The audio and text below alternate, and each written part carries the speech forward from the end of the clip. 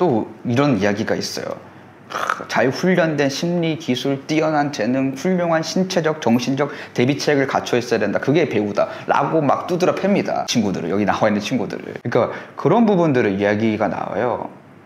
아까 그 인물이 야구 피다 했던 한 번 딱 충동적으로 연기가 잘 성공했었을 때 됐다. 이렇게만 연기해야지. 내일 할 수 없어요. 그 연기. 내게 아니에요, 아직. 뭐냐면 수업할 때도 굉장히 많이 이제 헷갈려하는 부분들이 이 학생들이 어떤 것들 믿음을 많이 심어주고 상황들을 잘 설명해주고 거기서 뭔가 원하는 결과물을 탁 얻어서 연기가 한번 잘 됐어요. 근데 그걸 우리가 예술적으로 계속 할 수가 없기 때문에 그런 부분들에 있어서는 무조건적으로 훈련이 필요하고 내가 다시 언제 어디서든 꺼냈을 수 있어야 내 거예요. 그 전까지는 내 게 아닌데 내 거라고 착각하게 되는 경우가 많습니다. 그게 이제 한마디로 일축하자면 자기화 과정인데 그 자기화가 아주 중요합니다. 보통 막 그렇게 얘기들을 많이 해요. 대사를 잘 못 외우겠어요. 뭐 어쩌고 저쩌고. 아니면은 뭔가 감정 몰입이 오늘은 잘 안 됩니다. 이거는 모든 이유가 한마디로 일축됩니다. 연습량이 부족해서 그래요. 이게 잘못된 방법으로 너무 많이 연습해도 안 좋다라는 이야기를 많이 하는데 그것도 어설프게 해서 그래요. 잘못된 연습 방법으로 한 1000번 하면은 정확한 깨달음 얻을 수 있어요. 최소 이건 아니구나. 그럼 다시는 그렇게 연기 안 해요. 그렇기 때문에 무의미한 어떤 연기 연습을 많이 하는 것들이 안 좋다라는 이야기를 듣고 연습을 포기하지 않았으면 좋겠습니다. 잘 훈련돼 있어야 돼요. 그럼 많이 해봐야 돼요. 많이 해보지 않는데 어떻게 할 수 있겠습니까? 거울 사용을 대단히 주의해야 된다라는 이야기가 있습니다. 이렇게 표현해요. 여기 선생님이 이제 배우 자신의 배역의 어떤 영혼을 다루는 데 있어서 거울은 내면이 아니라 외형의 껍데기만 보도록 배우를 끌고 가기 때문이다. 약간 이런 느낌이에요. 어떤 느낌이냐면 거울을 보고 연기할 때 있어서 내가 모니터한다 라는 개념은 사실 괜찮아요. 근데 내가 아직 갈고 닦지 않았는데 거울 보면서 연기하면서 이런 식으로 집중해 나간다는 거예요. 뭔가 그 어떤 배우의 좋은 연기들을 봤었을 때 눈 부자리는 것 같고 나도 뭐 할 수 있을 것 같고 이런 거를 따라간다는 거예요. 근데 어떻게 보여요? 정말 한 대 저 패고 싶게 보일 수밖에 없어요. 이 껍데기를 표현하라는 게 아니에요. 그렇기 때문에 조심해야 됩니다. 거울 사용을. 내가 어느 정도 내 연기들을 충분히 완성하고 있었을 때 그때 거울을 활용하는 것들 집중하기 위해서 그런 부분들은 이후에는 괜찮은데 아직 뭔지도 모르는데 막 거울 보고 하기 시작하면 이것만 따라갈 확률이 거의 99%다 이런 얘기라고 볼 수 있습니다. 그리고 이게 여기서 이 인물들이 어디에 또 많이 빠지냐면 이제 모방에 대한 부분하고 창조에 대한 부분에 있어서 굉장히 헷갈려하는 부분이 나옵니다. 창조까지 가기 위한 여러 가지 것들을 갖춰야 될 요소들이 있거든요. 그게 어떤 게 있냐면 그 어떤 인물에 대해서 이제 다양한 관점에서 연구를 해야 돼요. 이 작품의 어떤 시대, 시기, 국가, 생활 조건, 배경, 문학, 심리학, 영혼관, 직업, 사회 위치, 외모 등등등을 연구하고 더 나아가서 이 인물의 어떤 습관, 예절, 동작, 목소리, 어법, 억양 등등등등 성격에 관해서 연구를 해야 됩니다.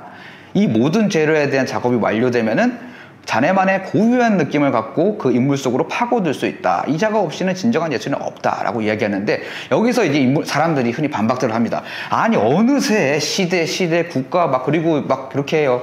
다 적어봤더니 제 실제 연기하고는 전혀 상관이 없던데요. 이런 얘기들 하는데 그거는 아주 기본이 없어서 그래요. 무슨 말이냐면 연기하는 방법, 표현하는 방법이랑 요거랑은 또 상반된 부분입니다. 그리고 요거를 작품에 필요한 만큼 잘 활용을 한다면 도움이 되겠지만 필요 없는 부분들에 대해서 이제 또 연구를 한단 말이죠. 예를 들어서 제가 이제 대학 다닐 때 아주 크게 했던 실수를 하나 말씀드리자면은 우리 읍내라는 작품을 해요. 그 작품에서 보여주고자 하는 부분은 일상의 어떤 소중함 이런 부분이에요. 일상적으로 펼쳐지는. 근데 제가 동네에 어떤 지나다니는 아저씨 같은 역할을 맡았는데 그 아저씨가 아주 평범한 동네에서 누구나 돌아다니 볼 수 있는 그냥 좀 약간 인자한 아저씨 이런 느낌의 어떤 안녕하세요 이런 느낌이어야 되는데 이 인물의 전사를 만들기 시작합니다. 혼자 이상한 소설을 쓰기 시작하는 거죠.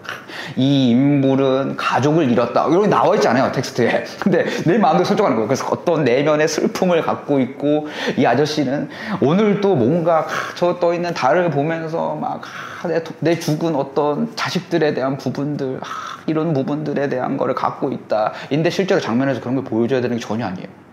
이런 식으로 다른 의미에서 지 마음대로 연기하는데 많이 빠질 수 있다는 거죠. 그런 부분입니다. 요거에 대한 분석들을 잘못하게 되면은.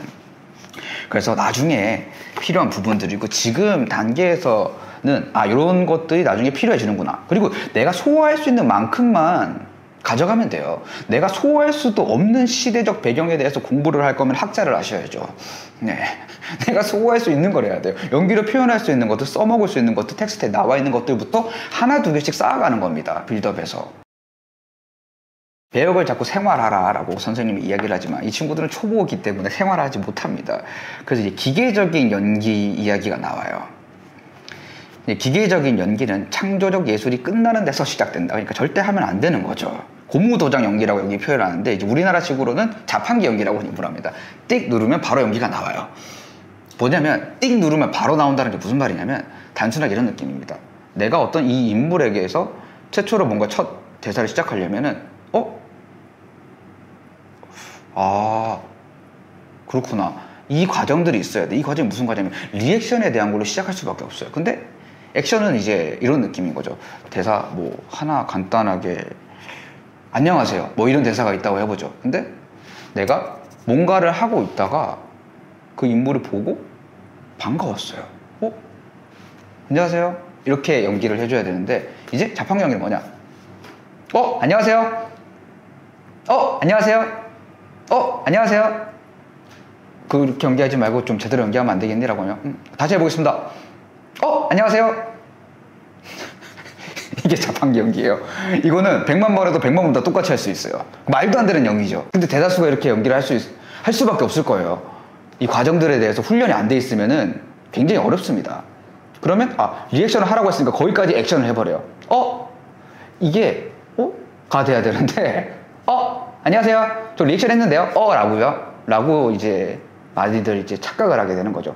그래서 그 어가 액션이다. 그래서 더 리액션을 하라 이러면은 안녕하세요. 이렇게 또 해요. 계속 하나씩 추가해 나가요. 액션을. 리액션을 하라고 했던 건데 이게 아로만 설명이 됩니다. 뭐냐면 이게 리액션이에요. 는 이제 그 무슨 방청객 리액션도 아니고 그건 액션입니다. 사실 이걸 잘 아셔야 돼요.